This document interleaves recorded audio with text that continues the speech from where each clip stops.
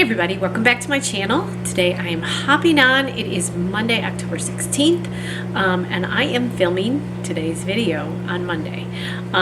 It has been an extremely busy weekend and I wasn't home much, and so instead of trying to cram in one more thing this weekend, I decided just to film Monday's video on Monday.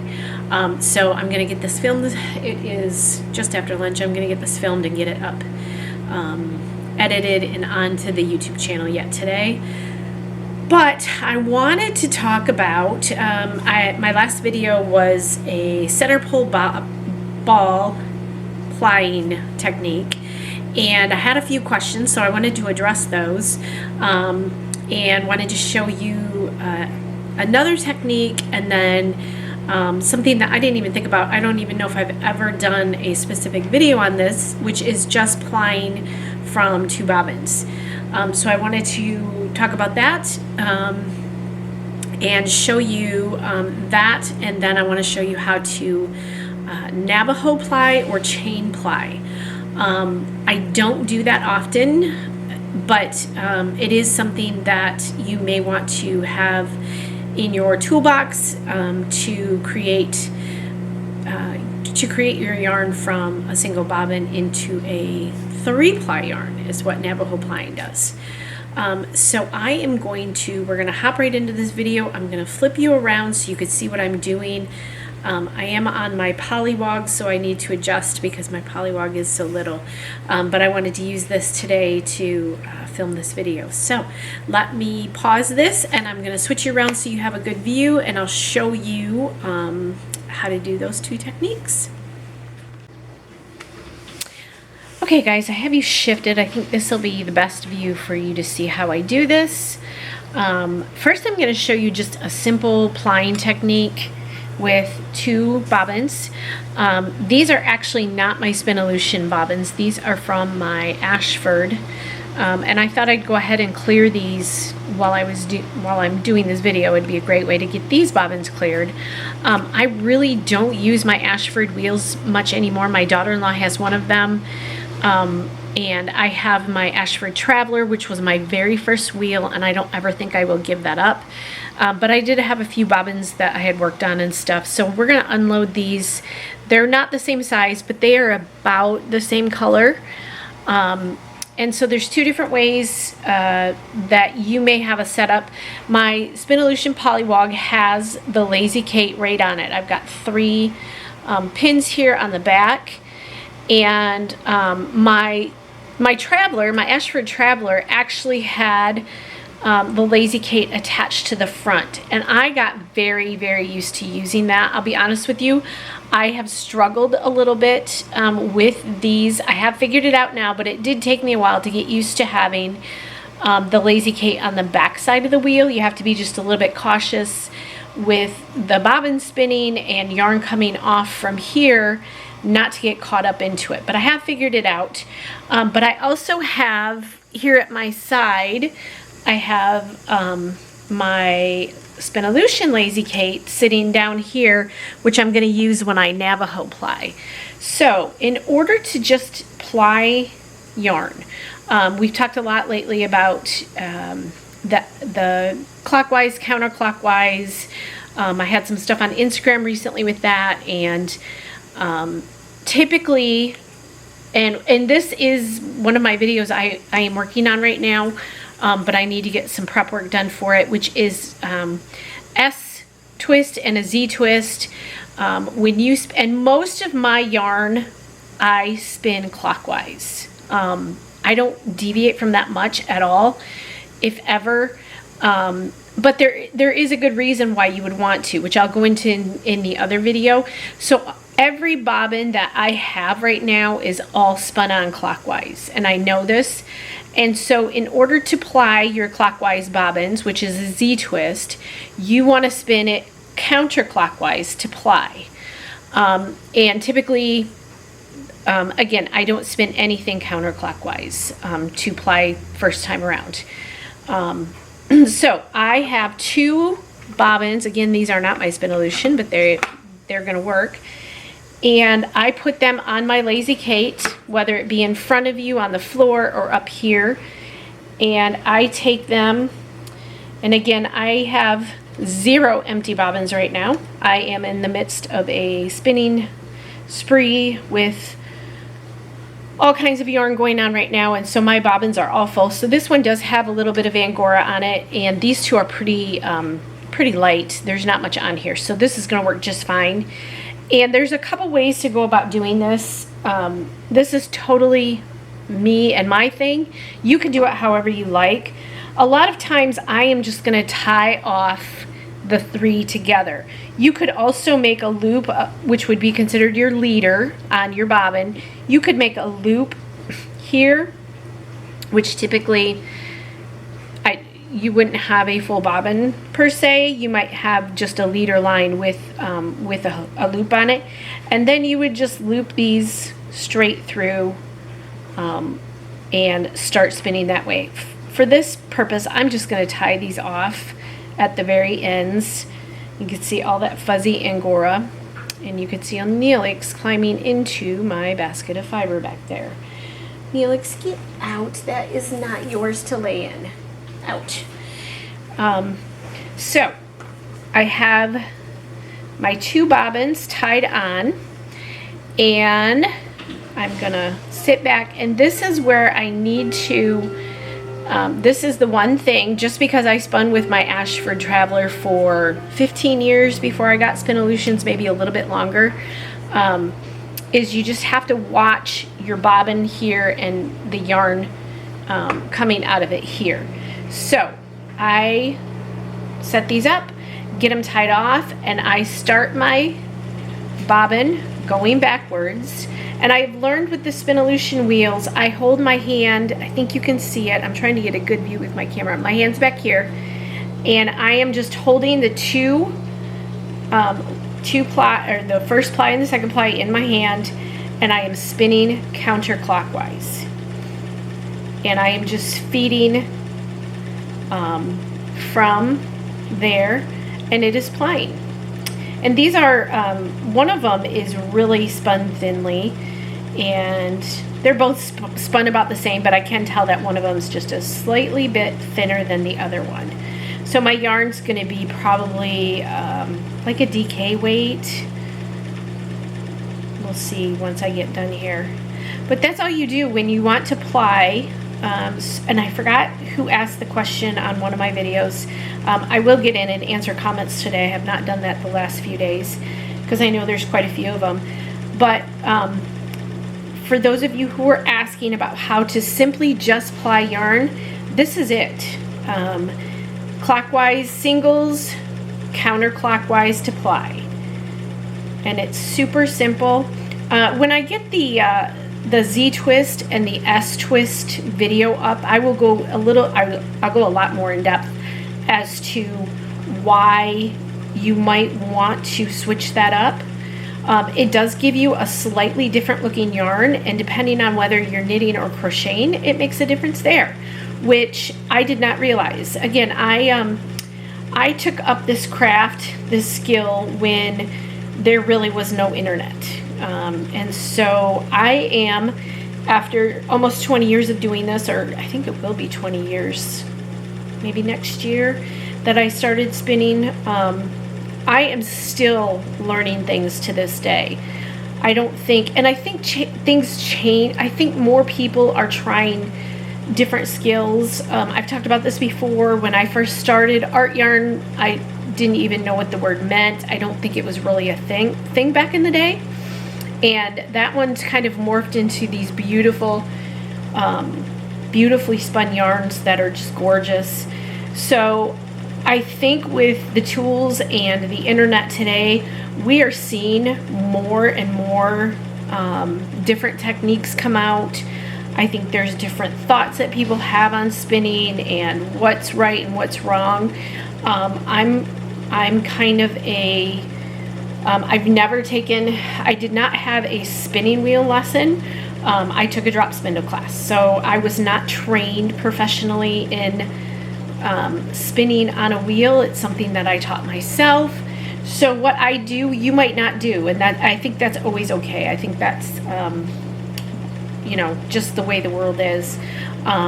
And I prefer the homespun looking yarns. I really do. I like to see different, unless you're spinning for a very specific pattern or a specific look in your yarn. I enjoy seeing the bubbles and the bits in the yarn, but that's just me. So my daughter-in-law, when she spins a very consistent, beautiful yarn. And I can do that, but I tend to gravitate towards just really enjoying spinning. And I don't even know that she has to, where I would have to think about spinning extremely consistently. I think that's just how she spins. And so, yeah, in hands, I am, right now, I don't know if this is going to be flipped for you, but I am holding with my left hand in the back, and my right hand is kind of feeding the yarn through into the bobbin. So we also talked about, the other day I talked about worsted and woolen style. That's another video. I'm not sure that I'm going to get to those two yet this week. Those might be next week's videos, because I think I am going to be shearing goats this week. So there's going to be a couple videos coming out of that, if not 3 or 4, we'll see. I have new shears that I want to share. I've kind of done I did a kind of an unboxing with those, and I want to share how those worked. I have not sheared goats in about 8 years, 9 years almost, and so I need to get reacquainted with it, but I do want to get them done. I was hoping to have a little bit nicer weather this fall, and it doesn't look like we're going to have any of our beautiful 60-70 degree October days right now, and we have a lot of rain coming in.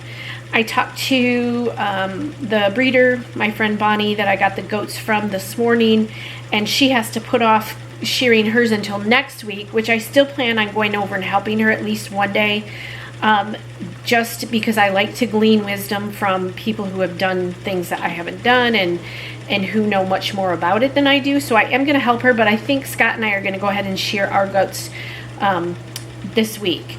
And so I will film some of that, and then I want to do kind of a comparison of fiber. I do have some of my Pygora cloud left. My Pygora was processed at a local mill here in Michigan.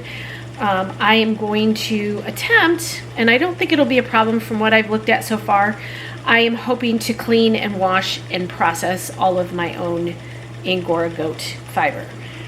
I think it's a matter of just getting it cleaned. I have one goat who loves to roll in the hay, and she is getting, she's quite the character, and so she's going to probably be the most difficult fleece.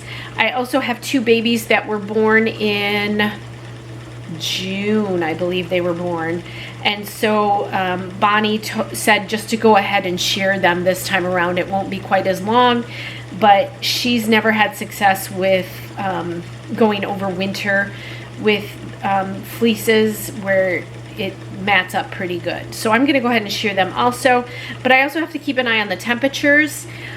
She suggested that anything under 45 degrees at night, that they get locked inside somewhere, which I do have a little barn shed for them.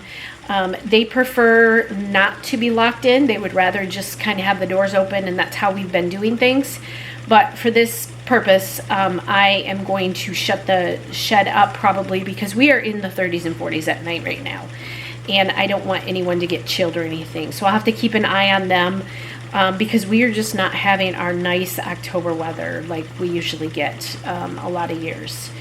So as you can see, and I haven't even moved, so I should be moving my pegs, and I'm not. I'm sitting here talking. So that's another way to get a nice even bobbin, is to move your yarn along the pegs here to fill up evenly. But I got to talking there, so I haven't done that. And I'm almost empty here, which is going to be perfect. I'll finish that out real quick. And this is not the bobbin that I need to empty. I actually need to go through some of my Spinolution bobbins and get those emptied is what I really need to do. So, and I actually have been grooming and shearing, and I have a ton of fiber to either card and get ready to sell, or to spin into some yarn to sell. So this is as easy as it gets. If you can ply, if you can single ply onto a bobbin, you most certainly can ply 2 singles onto a bobbin. It's super simple.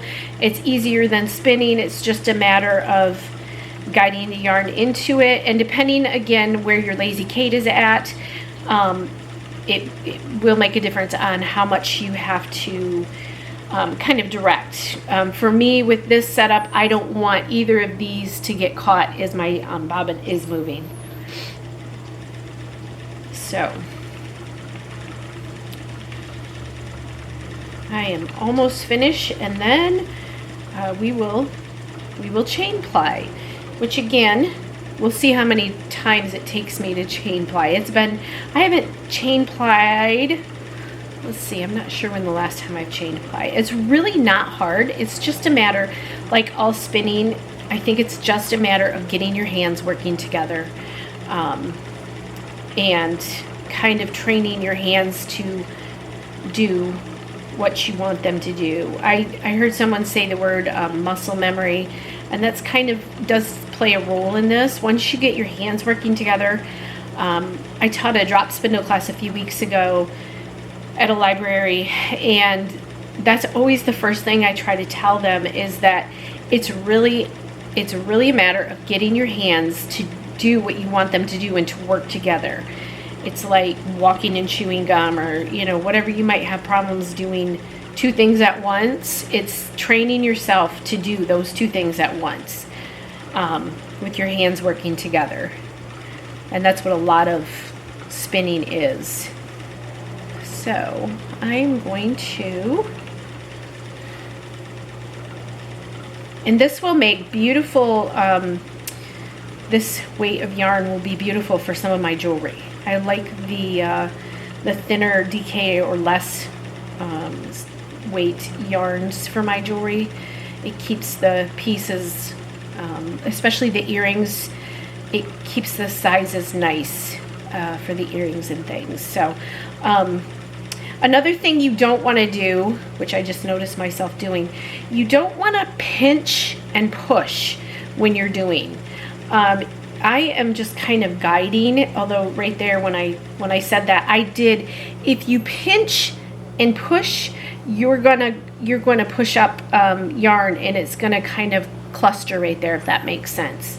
It'll clump together. So, and hopefully I've got the dishwasher and the washing machine doing its thing today, so hopefully the background noise isn't too horrible this morning. But some of that stuff sometimes has to get done. All right, I'm coming to the end. I can see my leader right here. I'm gonna snip, and now with my Ashford, when I said my Lazy Kate was in front of me, it was right on the wheel. The wheels are set up differently. Okay, my Ashfords were up on legs, and so your wheel was more right in here where my bobbin is here on the Polywog. And the Polywog is just a really compact wheel.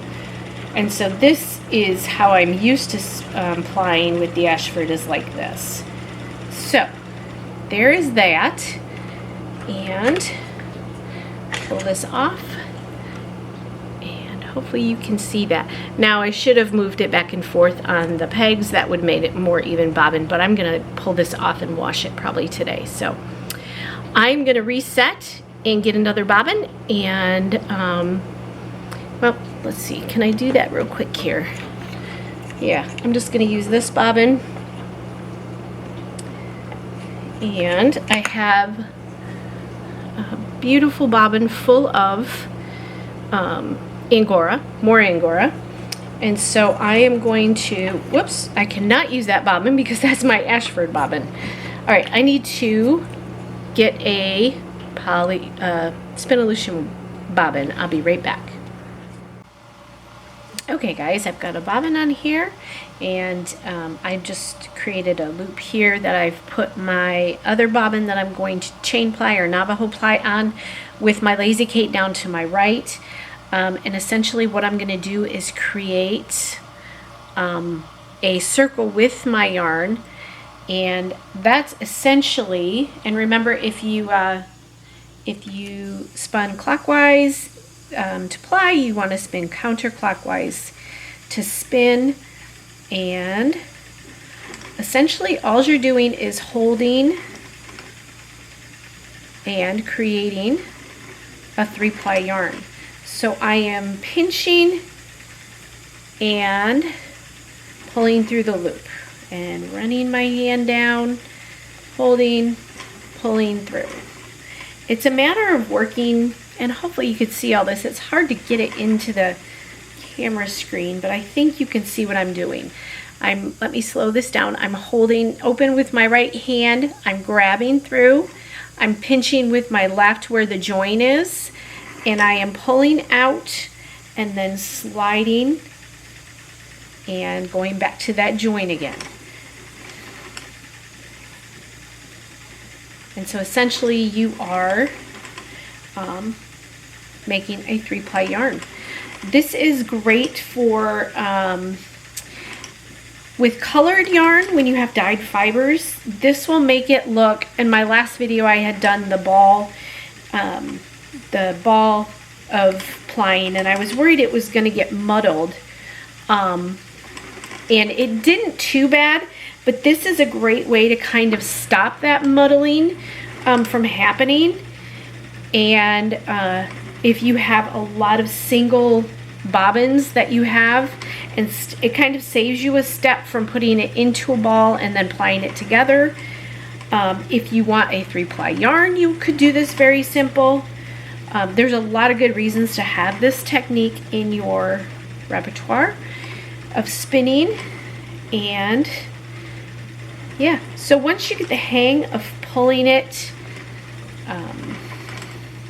back and forth, that's the biggest hurdle to get through. And hopefully I'm going slow enough that you can see I'm grabbing and pulling through, grabbing and pulling through.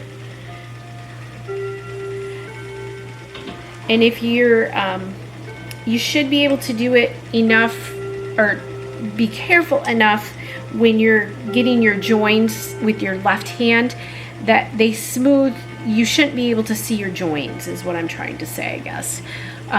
Where the 3 have come together as one, it should just look like part of the yarn.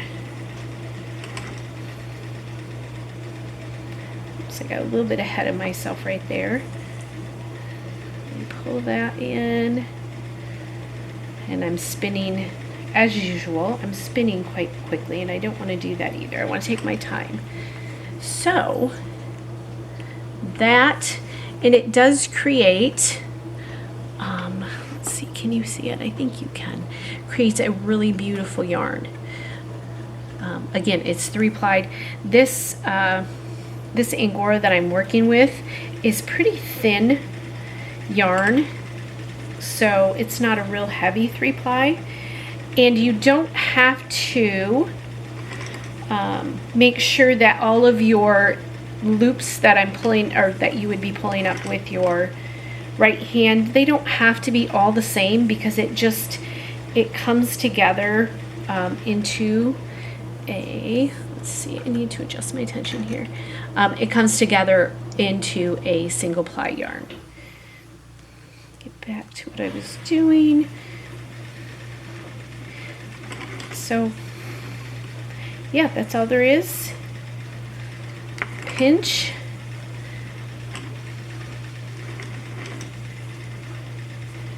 And pull is basically what you're doing.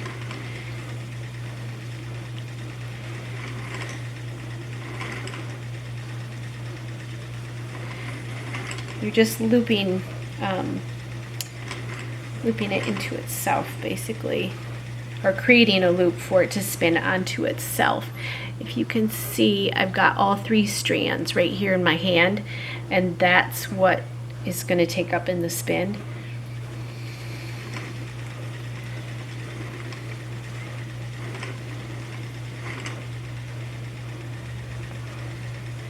So let me, I'm going to pause this and I'll show you the yarn real quick.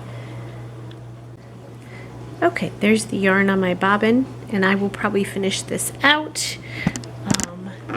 So hopefully that was all helpful to you guys. I hope the beginning, just the 2 bobbin plying made sense to everybody who hadn't done it before, and hopefully the Navajo plying, you could see it clearly enough to make it work for you. Again, it's a great tool to have, and I'm going to finish off this bobbin, and so yeah, expect some goat videos coming up probably on Friday is my guess. I'm trying to see, it's hard to predict the weather here. Lately we're either getting rain or not getting rain, or we're supposed to get rain and we don't. So I'm thinking either Tuesday or Wednesday I will be shearing my goats, and I'll do a video of the shearing. I know people have asked about how the new shears handle. I'll get a video on that. It'll probably be part of that video. And then we dig into the fiber, and we'll go into how to clean it, wash it, whether I card it, hand card it, all those things, and then some spinning hopefully this winter. So I'm really looking forward to that. So if you have any comments or questions, please put them down below. I would love to answer them. And if I don't know the answer, I will find it for you. If you don't already, please click the subscribe and like button for me. It really does help me out. And I hope you enjoyed this video. I hope you guys have a great Monday, and I hope you get to create something today. Bye.